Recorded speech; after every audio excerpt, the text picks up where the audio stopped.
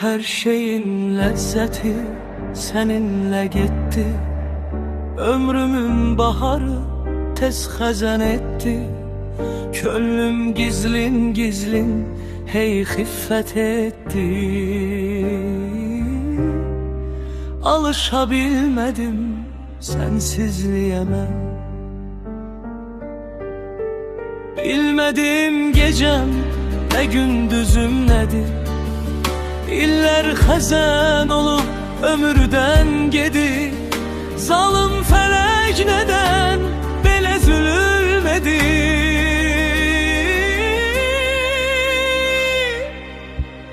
Alışabilmedim sensizliğe mən. Eğer sensizliğe alışabilsem, bir gün yokluğunla barışabilsem, hayat budur deyip yaşayabilsem, demek ki daş olup bu yürek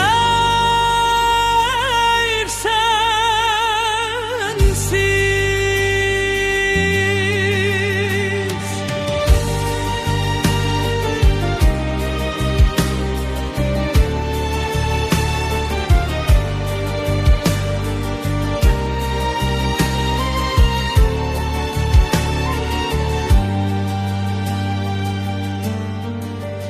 Dedim yaşamaram hayatta sensiz. Çok fikir eyledim, ölmedim sensiz. Yaşadım ama ki olmadı sensiz. Alışabilmedim sensizliğe mən.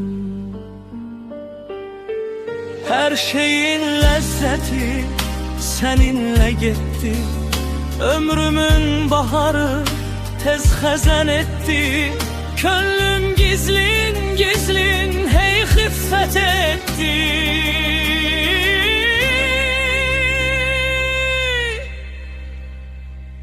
Alışabilmedim sensizliğe mən. Eğer sensizliğe alışabilsem, bir gün yokluğunla barışabilsem, hayat budur deyip yaşayabilsem, demek ki daş olup